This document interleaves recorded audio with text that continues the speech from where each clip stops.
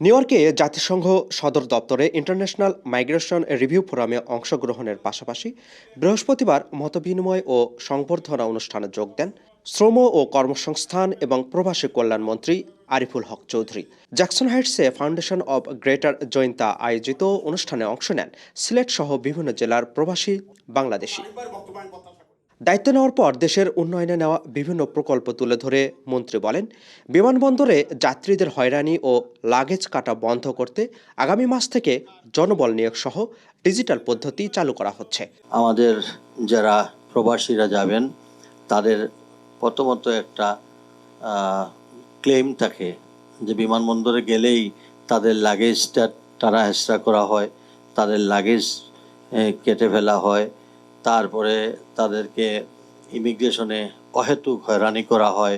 তার জন্য আমরা লোক নিয়োগ করতেছি, যারা তাদেরকে আমরা এখন মোবাইল ডিটেক্ট করতেছি যে তাদেরকে ওইখানে আমরা আগামী মাস থেকে হয়তো আমরা আশা করতেছি এদেরকে এয়ারপোর্টে ড্রেস থাকবে, পাশাপাশি তাদেরকে আমরা ট্র্যাকিং করা হবে। বিভিন্ন দেশে বাংলাদেশি দক্ষ জনবলের চাহিদার কথা জানান মন্ত্রী। মাদ্রাসার গুরুত্ব তুলে ধরে তিনি বলেন, জেনারেল লাইনে লেখাপড়া শিখে দেশে শুধু বেকার তৈরি হচ্ছে। অনেক কওমি মাদ্রাসাগুলো আছে যাদের দ্বারা এখানে বোর্ডিং করে থাকে, তারা যদি সারা বাংলাদেশেই মাদ্রাসাগুলোর ভিতরে যদি আমরা ট্রেনিং সেন্টার খুলে দেই, তাহলে অ্যারাবিক ল্যাঙ্গুয়েজ তারা খুব সহজেই গ্রহণ করতে পারবে।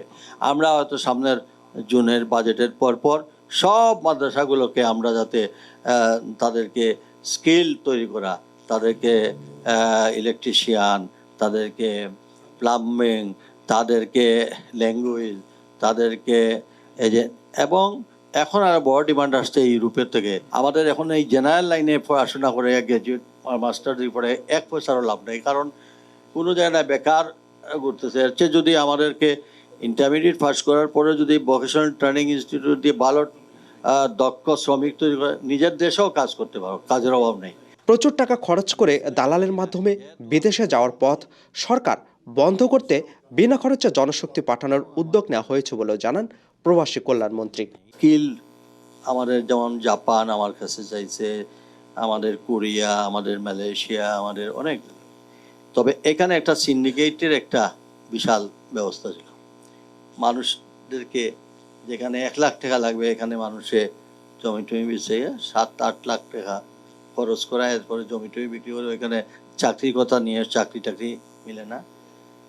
আমাদের নেতা, আমাদের প্রধানমন্ত্রী বলছেন না, আমরা এখান থেকে যাদেরকে ওখানে পাঠাবো তাদেরকে জিরো কস্টে কোনো ধরনের টাকা পয়সার লেনদেন হবে না, শুধুমাত্র তারা টিকিটের পয়সা দেবে, আর ওইখানে যারা আমাদের ডিমান্ড দিবেন সেই ডিমান্ড অনুযায়ী আমরা তাদেরকে ট্রেনিং দেব। মধ্যপ্রাচ্যে যুদ্ধের কারণে যেসব বাংলাদেশে মারা গেছে তাদের লাশ সরকারের খরচে পরিবারে পৌঁছে দেওয়ার পাশাপাশি ক্ষতিগ্রস্ত পরিবারের দায়িত্ব নেওয়া হয়েছে বলেও জানান আরিফুল হক চৌধুরী। অনুষ্ঠানে সভাপতিত্ব করেন রশিদ আহমেদ, পরিচালনা করেন জামিল আনসারি। আপেল মাহমুদ, ঠিকানা নিউজ, নিউ ইয়র্ক।